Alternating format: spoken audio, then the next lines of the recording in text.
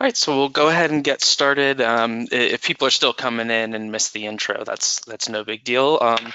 Really excited about this topic today. Welcome to this week's edition of Water Talks. We're going to be talking about how to get more from your Fireflow simulations. I think this is a really important topic to cover because it really is really important that your hydraulic model is producing this information correctly and that you know the steps to producing an accurate Fireflow model so that you utilities, consultants can work with the fire department so that you can come up with different action plans if an emergency were to pop up. So really excited to be covering this topic this week.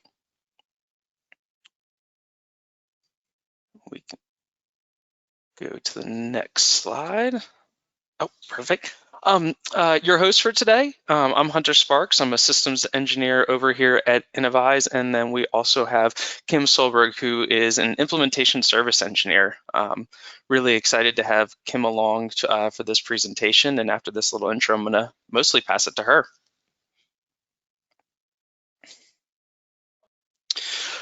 So whether this is your first time at Water Talks or whether you've been here before, just a reminder that the goal is to create a community where you guys can come in and ask any and all your questions, and we'll try to provide answers and give insights. And we'll be answering your questions on the fly. This is, kind of informal. Want this to be a conversation. So feel free to ask your questions in the main dialog box as shown on this screen.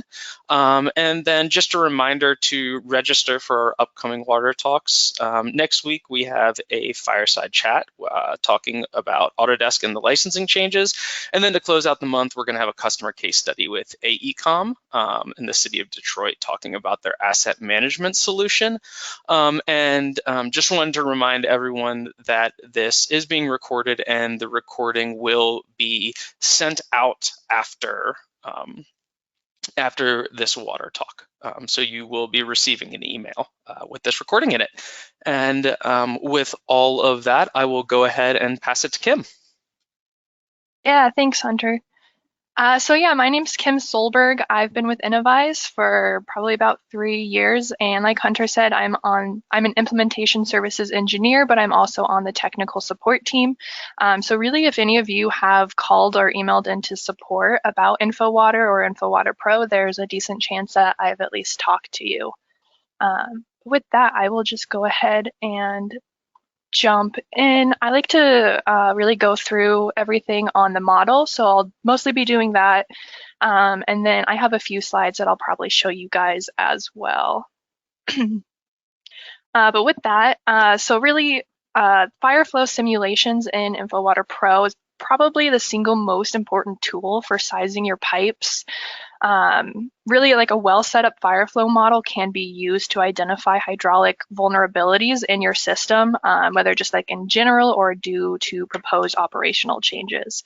And like Hunter was saying, you can really use that to kind of promote coordination between like yourselves and local fire departments in selecting like risk mitigation measures and so on.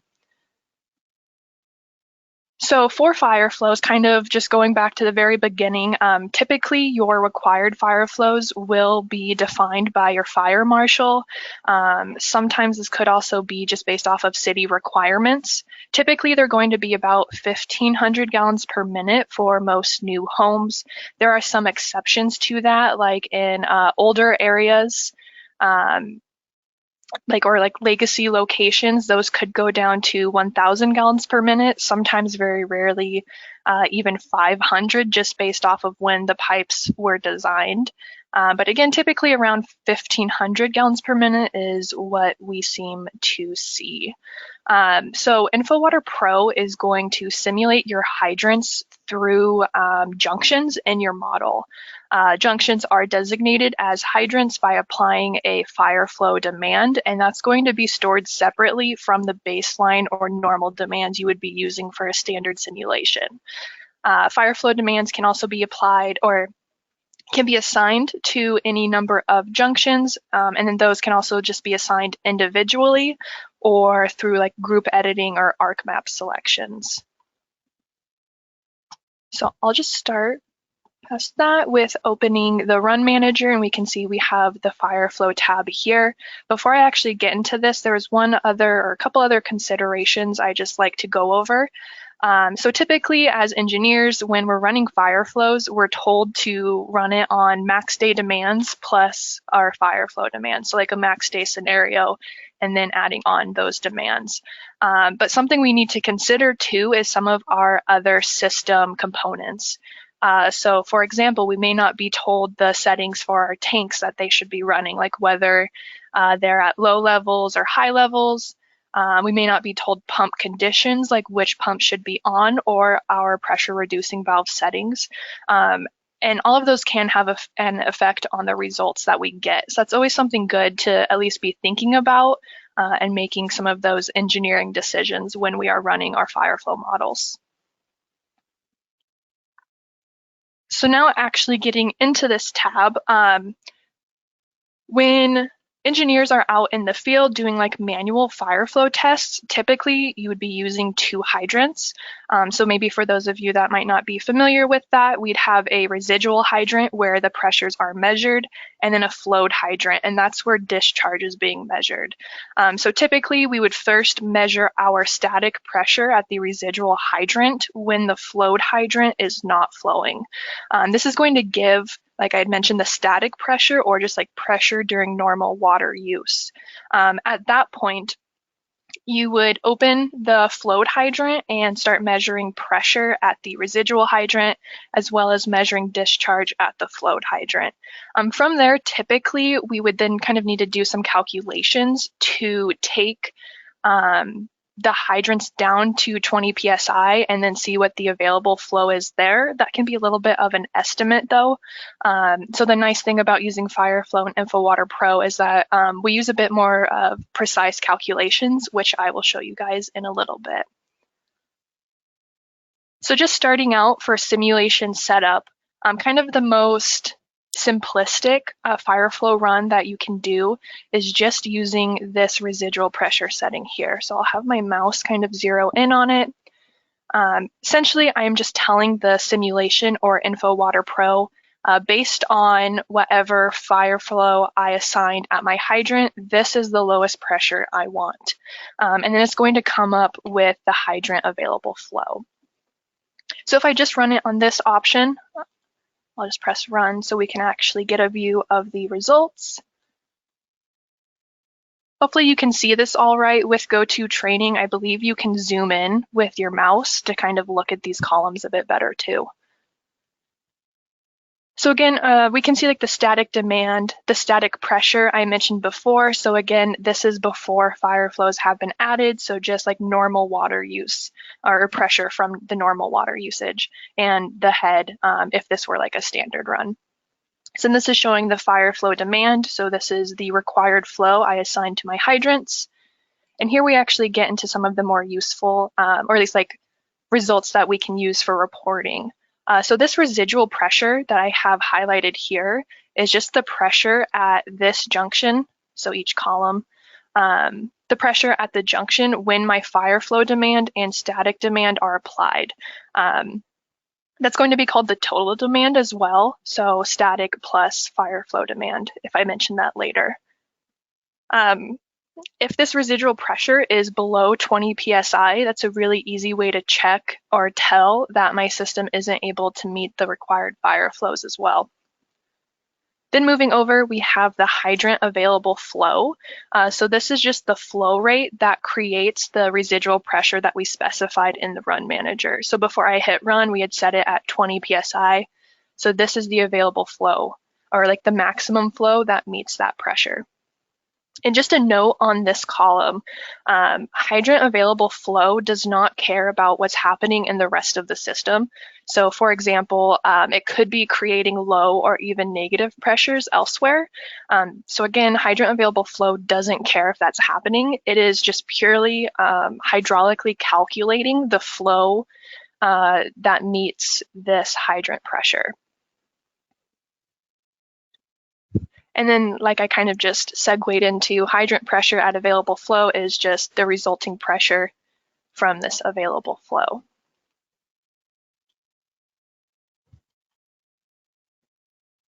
And Kim, just a quick question that I think kind of piggybacks on something that you just said about the available flow. Does that, I know it can make pressures go negative, but does that take into account losses through the pipe and hydrant orifice? Oh, that's a good question. I believe so. I would want to double check on that though. Perfect. Perfect. Yeah, we can always confirm and follow back. Yeah, let's do that. I can double check.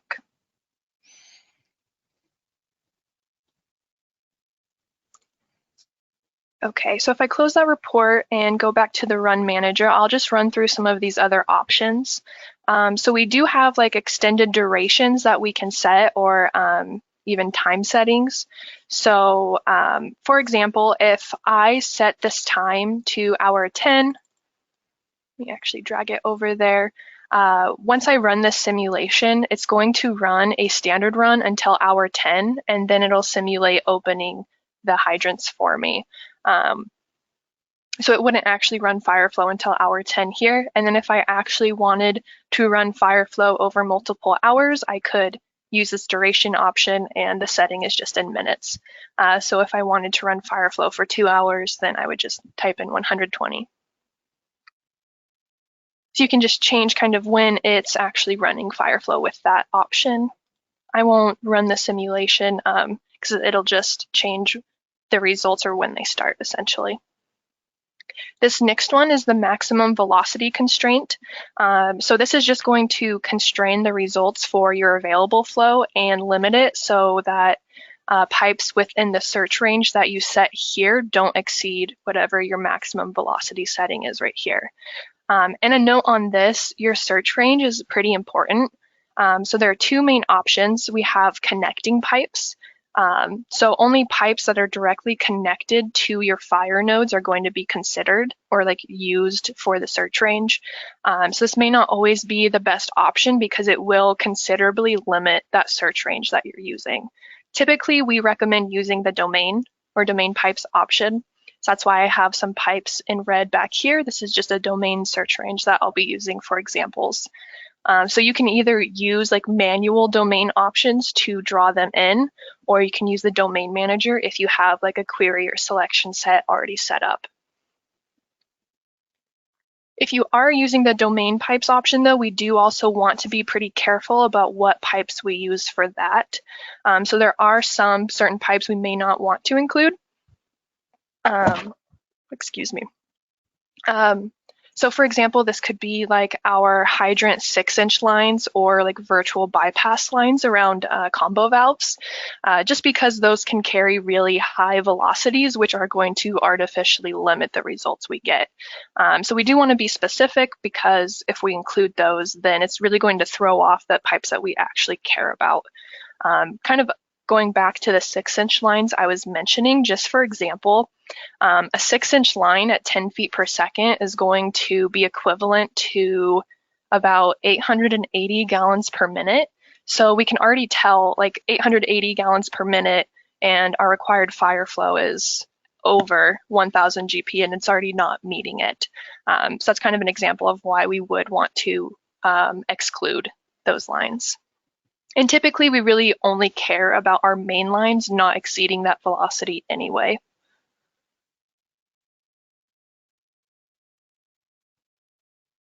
And one last note on the velocity constraint, we do typically recommend doing a few runs with and without this constraint if you're going to use it, just so that you can get an idea of how much it actually is impacting your results. And there are ways that you can save the outputs. So if for some reason your simulation can be a little bit slower to run, you can save them and then easily just switch between the two rather than having to continuously rerun when you switch between them. So I'll just run it real quick so we can see. Again, we have the same static values, our fire flow demand, residual pressure, and so on, but we can see these last two columns here just displaying the critical pipe IDs, so the pipes approaching that maximum velocity value and what that maximum velocity actually was. I've also seen questions before, just like why 10 feet per second that InfoWater Pro defaults to right here. I always like to kind of address that when talking about this in trainings too. So this can really come down to like your engineering judgment or something written into a utilities design criteria, typically where that comes from, but also after 10 feet per second, or let me back up, 10 feet per second is typically the maximum we want to use, give or take a few small exclusions. And that is because after 10 feet per second, you're really, your head loss is really starting to get exponential. Your risk of hammer, like hydraulic hammer, gets higher. So usually we kind of max it out at 10 feet per second. Like I mentioned, those exceptions will be if the model is meeting the required flows, then typically we may not care too much if it exceeds 10 feet per second by like 1 or 2. But again, ultimately it will come down to like if you have design criteria or just your engineering judgment as well.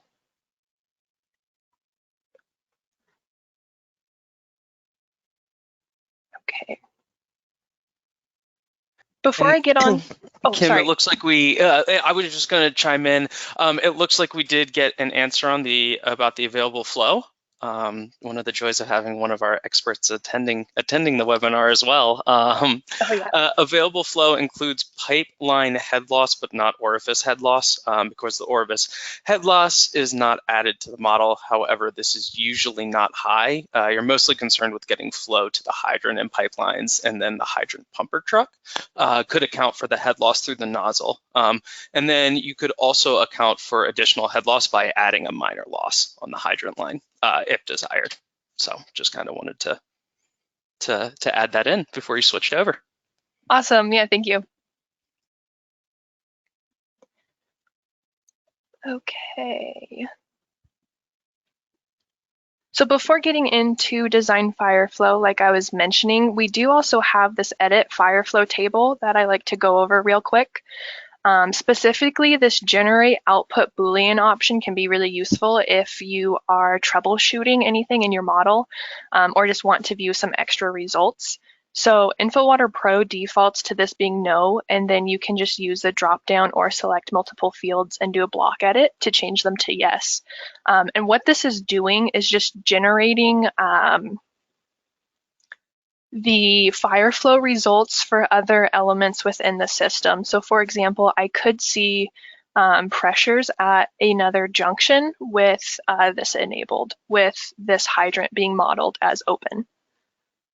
So for example, if I just leave one of these as yes, I can exit, and since I already ran it, I can select one of the hydrants or junctions in my system.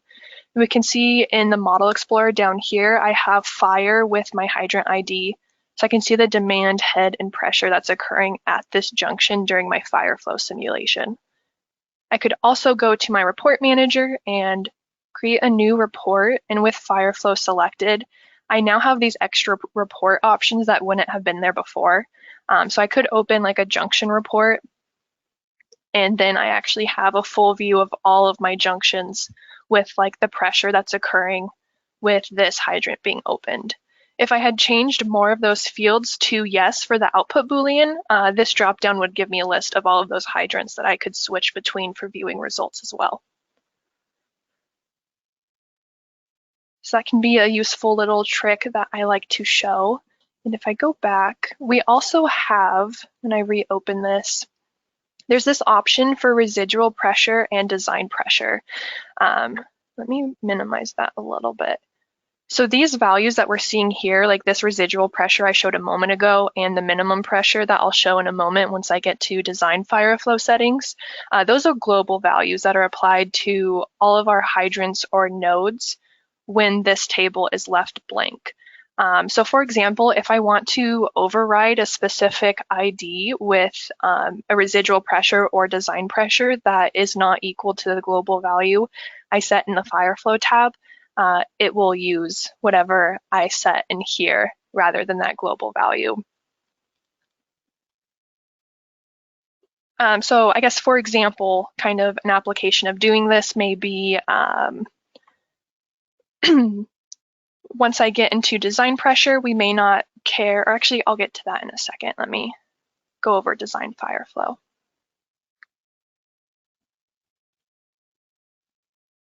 Okay, yeah, that'll make more sense once I get into this. So I already mentioned available flow or a hydrant available flow. That calculation doesn't really care what else is occurring in the system. So I gave the example of like very low or negative pressures elsewhere. And the way we combat that and actually make sure that we're not substantially reducing pressures elsewhere in the system is through this design Fireflow option. So like I had mentioned, this minimum pressure value is kind of the global value that we are assigning to make sure that during the Fireflow simulation, no junction within my search range falls below this minimum pressure. Kind of the caveat to using this option is that if you were to do like a standard run and any of your junctions that fall in the search range have a static pressure below whatever this minimum pressure is, they're just going to be excluded because they can't even meet the pressure requirement before we add Fireflows. That's always something to be kind of careful about. So like I was saying, when I was showing this Fireflow table, the example I was about to give could be, we might have some locations where we actually don't mind having a lower pressure than like 20 PSI. So for example, maybe we have some transmission lines that would be more acceptable at 5 PSI. If I add one of the connecting junctions to my Fireflow table, I could then set my Fireflow demand and residual pressure to 0 and my design pressure to 5. So it's really not running Fireflow on that node, but I would be able to kind of manually tell it, hey, this specific junction can go below my global value.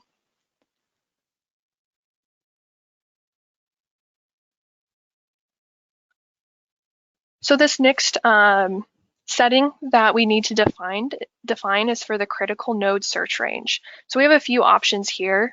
We can apply it to fire nodes, so any junction that has a Fireflow demand. We could do the entire network, so a system-wide search range, or domain nodes, which would just be, again, what I have in red back here.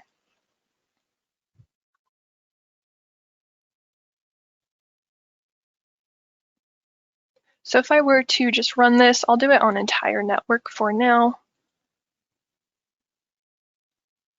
Let it run through. Okay, so again, we can see the results right here. And again, you should be able to zoom in on your screen if it would be easier to see each of these options. So we have here the total demand. So again, total demand is just the static plus Fireflow demand. We have the hydrant available flow. So just to repeat, that's the maximum flow that is available while maintaining the minimum residual pressure at this node. Then we have the critical node ID for design run. So just the node within our critical node search range we had set that has the lowest pressure when the total demand is applied to our hydrant. We have critical node pressure at available flow, so calculated pressure at this critical node ID here when the full hydrant available flow is applied to the hydrant. Then we have critical node pressure at fire demand, so the calculated pressure at the critical node when our total demand is applied to the hydrant. This is a really useful one too. So like I said, it's kind of showing the lowest pressure within your search range at the required Fireflow. So really, this field is saying when I apply my required Fireflow to my hydrant, what is the lowest pressure in my search range? And if your search range and Fireflows are defined well, you can really use this to tell if your system is able to do what is required. So really, if these values are 20 PSI or greater, it's a really easy, just quick check to tell, yes, my system can supply these required Fireflows. In the past, typically you would have to take your hydrant design flow and then subtract the required Fireflow from that and look for any negative numbers. If the negative numbers were occurring, you would want to, or you would know that for some reason it's not able to supply those fire flows. We'd want to go to those areas and kind of figure out why. With this field being added in, it's really useful because, like I was mentioning, it's just a much easier way to quickly check that.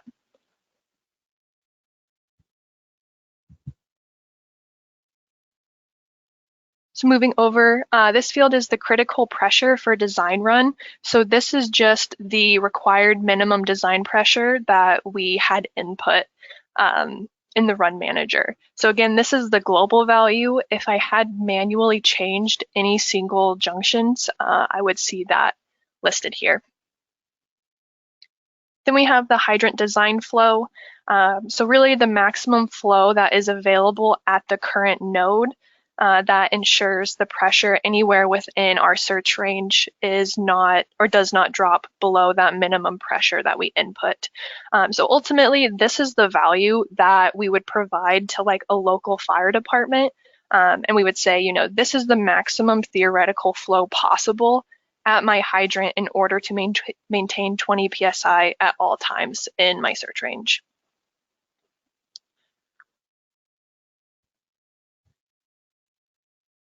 Then one of these next options or results is hydrant pressure at design flow. So the current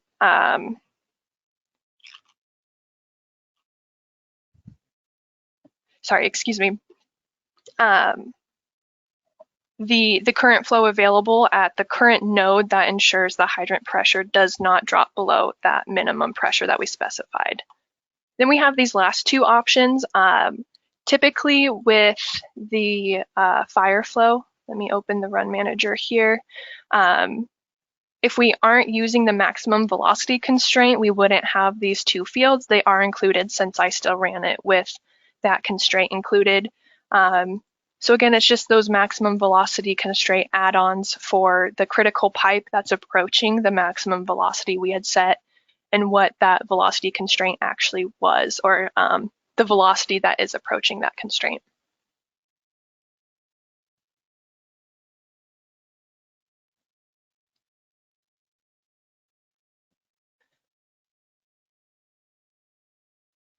So that's about it for the main Fireflow tab.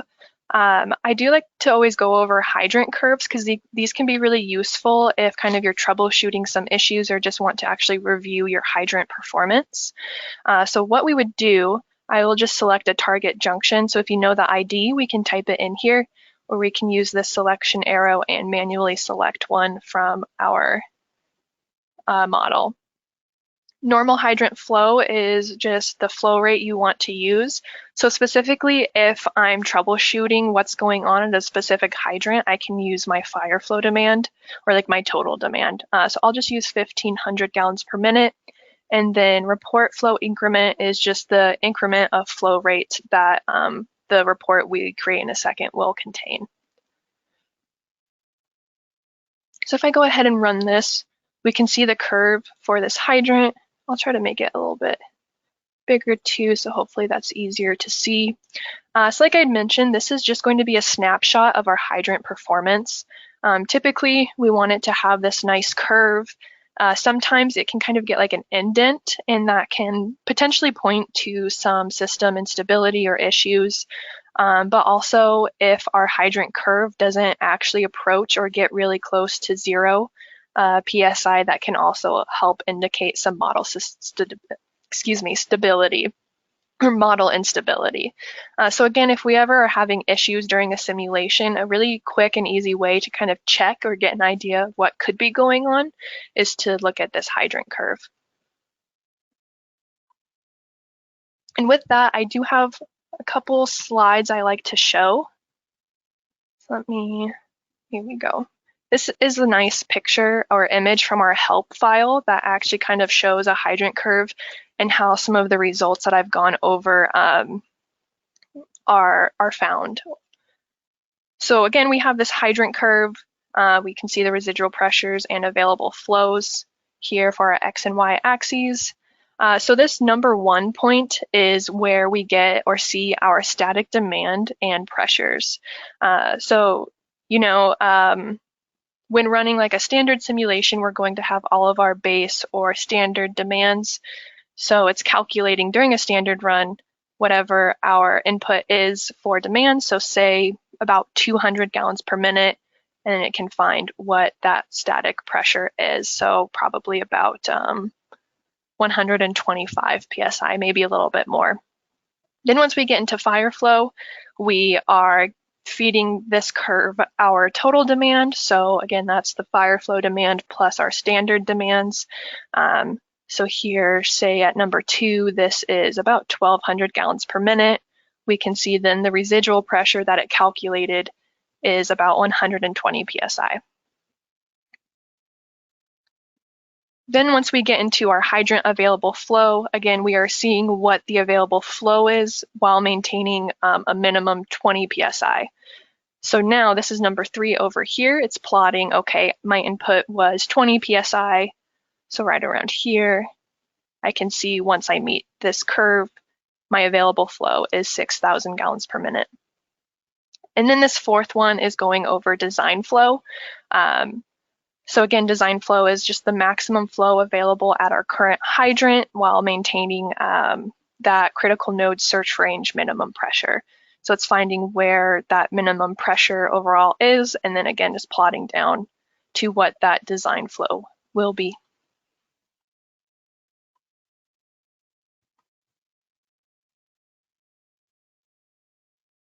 And then a few last notes that I always like to cover that can be helpful.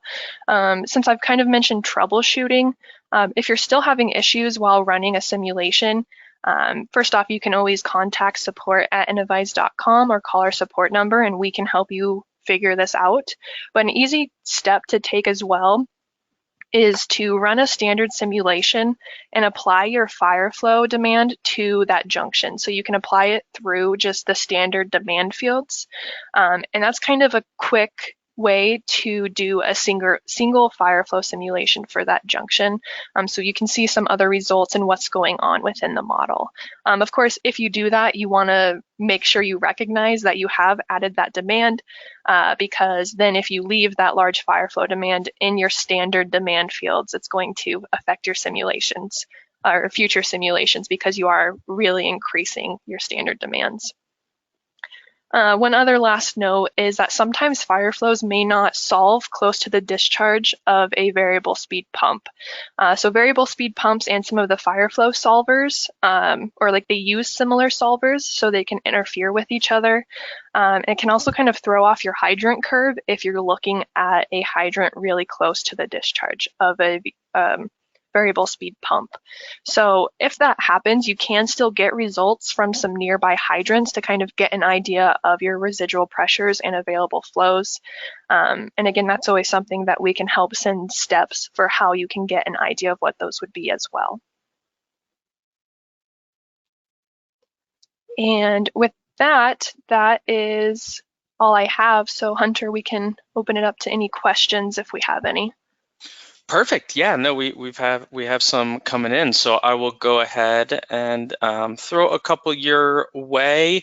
We kind of have two that piggyback off one another. One, what would be an example of a model issue that would cause the hydrant curve to not approach 0 psi? And then kind of coupling with that, other than checking the hydrant curve, what other errors/warnings would they want to look out for to know that the Fireflow tool is not converging or having it's having issues? Yeah. So when we say model instability, it can be a couple things. It's a little tricky to answer because there are multiple things that could cause it, or like a lot of things that could cause it. I guess the easiest example would be, like I had mentioned, if you have a hydrant that is really close to the discharge of a variable speed pump, because of those solvers like can interfere with each other, that can really cause a kind of wonky hydrant curve. For the other question, could you repeat it? Is what errors would you look for? Yeah, so besides just looking at the checking the hydrant curve, what other warnings/errors would they need to look out for? Yeah, okay. So, I mean, the easiest one would be just that one of your hydrants isn't getting results. Again, that can really depend. Trying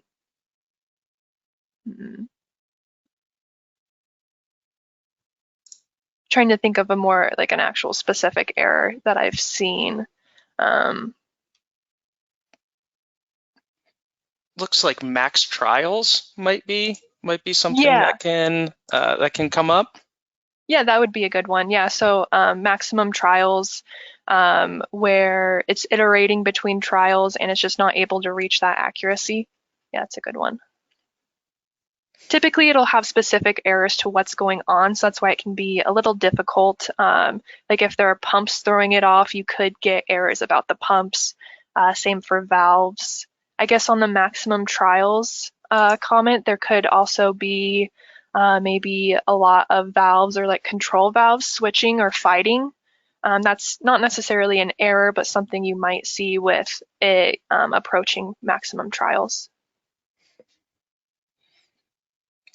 That's great. We have another one in here asking if you have the hours set at hour 10 and run a 2-hour Fireflow, will it run 2 hour 10s or hour 10 and hour 11? Hour 10 and hour 11. Perfect. Yeah, so you're adding on an extended period option to it. Okay. And then what are virtual bypass lines around combo valves and how are they used? Yeah, so some GIS systems will try to model one valve as a combo valve, so typically a pressure reducing valve and pressure sustaining. InfoWater Pro or InfoWater can't do that, so you would need one individual pressure reducing valve and one individual pressure sustaining valve. Typically, those will have a junction between them, and we add in a virtual bypass line because if either or both of those valves closed, the junction in between them becomes disconnected from the system, and that will crash your simulation. So InfoWater Pro requires that flow can reach that junction in between the two valves you have to create. So we do virtual bypass lines, essentially just making pipes in a triangle that goes over both of those valves. And if that's ever something anyone wants to set up, we do have instructions on a way that you can set that up so that the flow through those pipes is minimal. So it's not really affecting your model hydraulically, but it is creating kind of that setup required for InfoWater Pro to be able to run.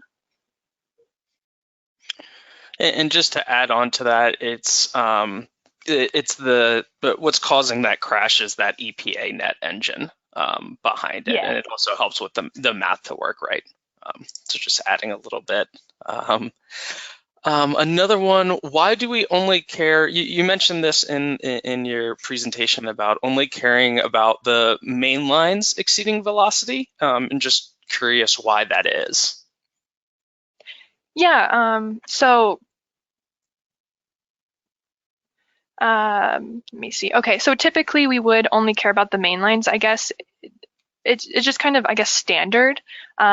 You could run it on like those 6-inch bypass lines if you want to. I guess it would depend on really what you're trying to do. But typically it's the main lines that are going to have the issues with those higher velocities. And kind of going back to the example I had given,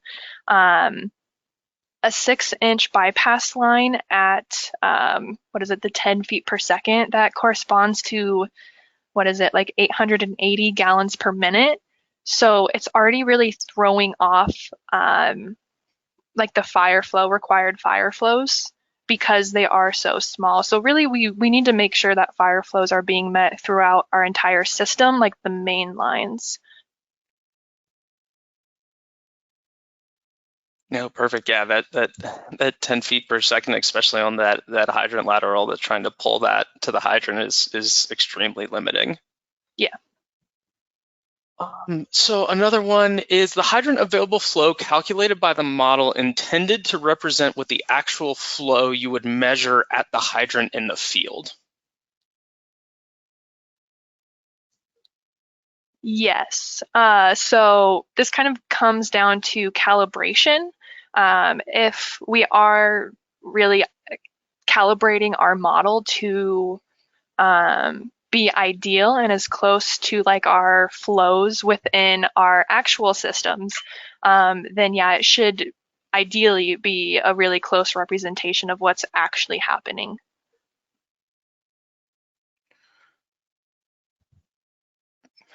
Okay, and then regarding the 20 psi at the hydrant, how do you see what the pressure is at every node for the fire flows? Yeah, wasn't sure the best way to represent that, to show all of those. I'm not sure I understand. So they want to see the pressures just at every junction while one hydrant is open, pretty much? Yeah, for every node for a fire flow. Would Yeah, that be so that report that you showed? yeah, so that would be enabling the output Boolean. I can go back to showing that. If I go to my Fireflow tab and this edit Fireflow table, any junction or hydrant that I change this to yes, I will be able to see the like pressures that are occurring at each junction in my model when this specific hydrant is opened. So it's just changing this to yes. Perfect. And then is there a specific reason you have the time for the Fireflow simulation set to the 10-hour mark for the time? Not necessarily here. That depends essentially on whatever you are trying to run. So maybe for specific results, you need to be able to run. I'd say ultimately, I guess it just comes down to engineering decisions. So if for some reason specific to your model, you care about it happening at a specific time step, that is what you would use it for. Perfect. And then, just to add on that, it's, looking at if you wanted to run a steady state run versus an EPS run, Yeah. can kind of dictate those sort of things as well. So when you apply a custom minimum pressure criteria for system-wide constraints like design flow, or is that just at the flowing node itself? I believe this question came up when you were going into the reporting and you were saying sometimes sometimes those design pressures or design flows can be less. So is this doing minimum pressure criteria for system-wide or just at that flowing node? Just at whatever node we set. Perfect. So for example, I could be running this simulation, say this top ID 8450. I could set the design pressure for 8485 to be lower, and it changes the constraint just essentially that's looking at even for other nodes while it's running it for the same or other hydrant.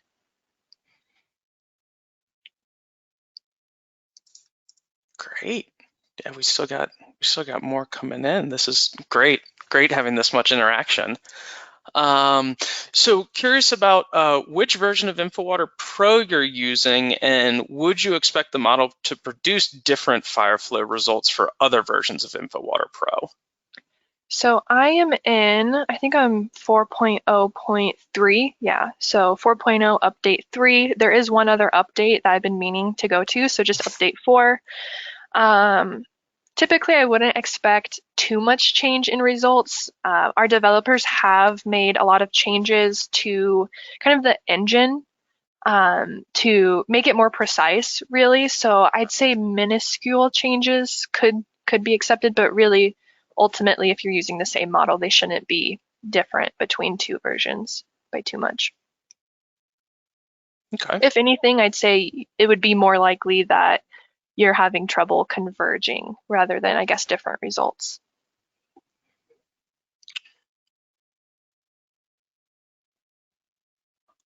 Okay, sorry, just sorting through all of these. The hydrant curve is confusing because it appears to show the ability to run out far past what the hydrant could physically output. What interpolation limitation should we make sure to include when reviewing the hydrant curve? Is the curve really only for reviewing model instability? Yeah, that's a good question. I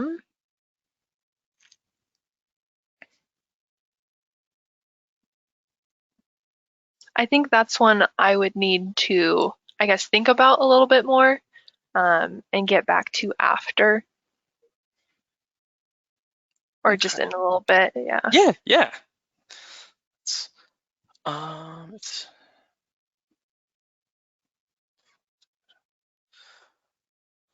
So when should we choose to do a Fireflow simulation with Ss Mdd versus an EPS? So steady state maximum demand versus an EPS maximum demand with Fireflow duration.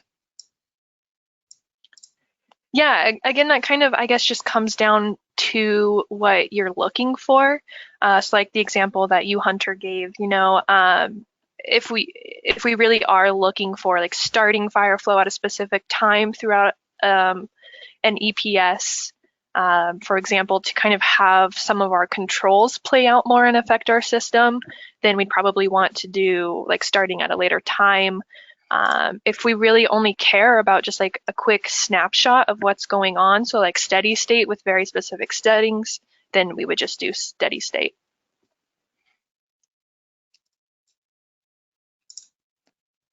Perfect. And it looks like steady state has the best control of boundary conditions as well. With an EPS, you do not have control what is running. So another factor Yes, to yeah, kind of go in there. That's a really good comment to make. Yeah. So, and when you mean like boundary conditions, that could be going back to like pump conditions, like I had mentioned before, tank levels and things like that.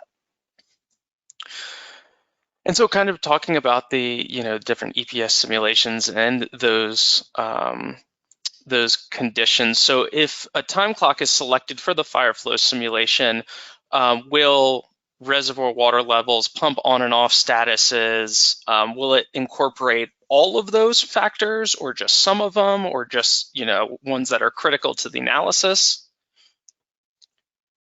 Can you repeat the beginning of that question? Yeah, so if we have the time clock selected for the Fireflow simulation, okay, yeah. Will all those? So yes, it will include all of those because it's essentially running a standard simulation at the end of, since right now on my screen I have hour 10 set up. Once hour 10 starts, it's using all of those settings that happened right before that. So everything will carry over into your Fireflow analysis. And I guess that kind of goes back to the boundary conditions and not having control of them like you had mentioned. Yeah, and then we're getting a couple questions about how variable speed pumps can impact results, and wondering if you can just elaborate on how those can affect it. I know you touched on that, and then are there any workarounds for the VSP solver conflict? Yeah, that's one thing, at least the first question I kind of struggle with sometimes. I think it kind of goes back to just like the EPA net engine.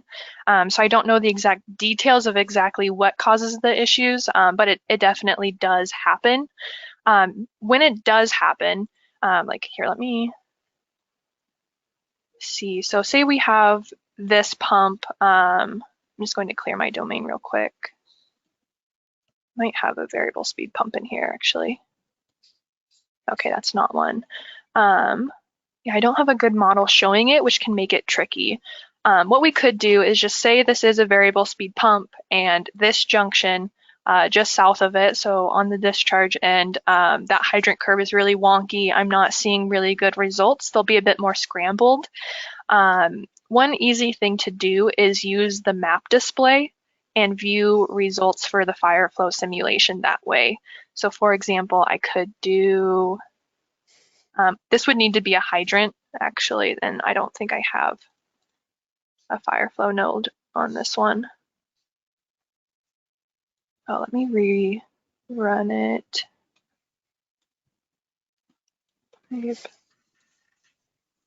It's doing that output Boolean. I'm gonna take that off actually.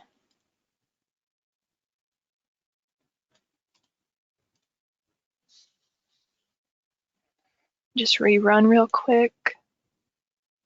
Okay.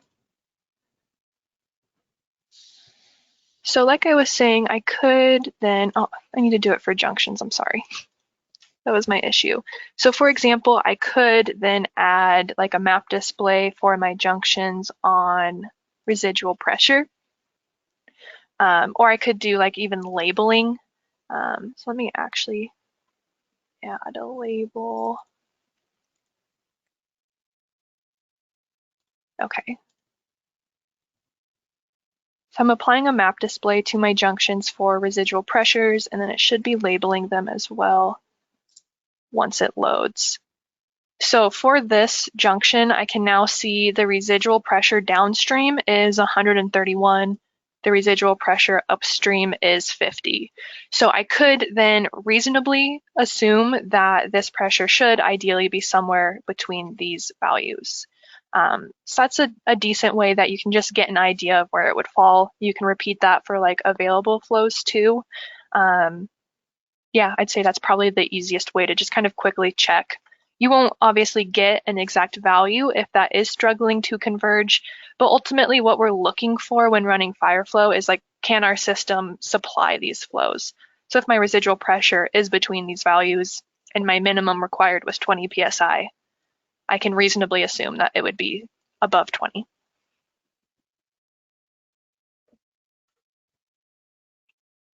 And then it looks like just a couple others. You could also run all your pumps on as not variable speed pumps as well. Yeah. To be able to look at that. Let's see. In which scenario is better to use Fireflow, in peak hour demands or maximum daily demands? Typically we see it in max day. I'd say, again, that probably just goes down to exactly what you're trying to model. The caveat, if you are using peak day, is because that's really going to be higher demands. The model can struggle to converge and get results, but usually it's on max day.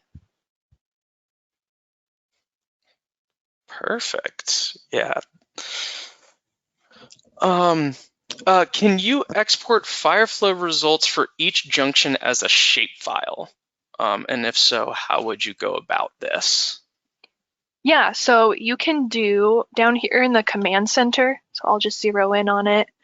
And I believe it is utilities and database. We have this option to join all layer tables. So that will append everything from like our inputs to our results to the layer in our table of contents. I'll just give it a second to actually run this. That's also a good way if you wanted to, like you mentioned export as shapefiles. Also, if you wanted to push to ArcGIS Online. Yeah. With those exactly. results. So now if I open the attribute table for my pipe layer, again, it's going to give you a lot of the inputs, but we should also see some outputs. It's like the head, because I ran it differently. But from there, we could then just right-click data and export features, and that would export it as a shapefile. And then you can also add the Fireflow results as a user field or use the export manager as well. So providing all kinds of different ways to do it. So is there a warning if a Fireflow run results in negative pressure within the domain? It will tell you. You'll have to actually go through the log. So right here, right by where I've been running simulations is this report.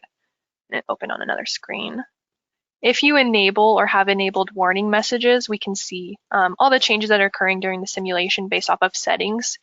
I don't believe we really have it in this model, but you would see a line that tells you negative pressures are occurring at demand nodes. Okay, that's really good to know. I actually didn't know that one. I thought you just had to go into the report and order them. So that's really good to know. Mm-hmm. Let's see. We had one about. Sorry, trying to find one. So it looks like we're getting to the end. So I'll just kind of this last one, and then everyone else that answered questions, we will follow up with you guys. We keep a log of these. We can go ahead and answer and follow up with you guys individually. But is it possible to create multiple hydrant curves within one run? As an example, we'd like to understand the pressure found at various flows at the hydrants in our system. No, you wouldn't be able to do that. You'd kind of need to go like a roundabout way of doing it. Most likely, you could run the hydrant curve with whatever specific flow you want. And then you can export your curves or like turn it into a report and export that to like an Excel spreadsheet. And I would probably do that. So export it, rerun it with a different flow, export it, and then you would have to just manually turn those into your own like Excel graph is probably the way to go about that. Perfect. Let me see if we can find another quick one with 2 minutes left. Okay, asking about the model, the hydrant curves again. Will it throw an error if the Fireflow tool does not converge? Will the tool just produce the wrong Fireflow results, and they would have to go in and QC those results, or will it produce an error? So if you're trying to do like the hydrant curve for that? That's what I'm assuming, because it just says if the Yeah. Fireflow tool does not converge. It's no, he's just asking for running the Fireflow tool in general. Oh, yeah. If it doesn't converge, it will tell you. I saw this. So in this report, if some of them aren't running, sometimes you'll get like a yellow. It can still run green if most of them are, but typically we'd go and look at this report. So if you aren't seeing results, I would open this report and you can Control F and search for a specific hydrant ID to find the actual run for those. That will give you any errors that then you can QA QC. Sometimes, like for design flow, it will list specific hydrants that weren't able to solve as well, and it'll just list out the IDs. And then again, you would have to go QA QC. So for the most part, it is kind of a manual check. And just adding to that, it's always imperative to QA QC results, Yes. just to ensure, just to ensure those results are what you expected and no issues. So always highly recommend that you QA QC results, because these are supposed to be a good representation, but there's really nothing that equals engineering judgment. So it's always good to go in with that hat on. And so we're right at 11. We still have some questions that have come in that Kim and I will get together, and we'll answer these and send these out. Thank you everyone that attended for their time. Kim, thank you so much for running through this Fireflow analysis. It was really eye-opening, and learned a lot. So thank you. Yeah, thank you. All right, and yeah, we'll look forward to talking to some of you guys in future Water Talks. Everyone, take care. Yeah, bye everyone.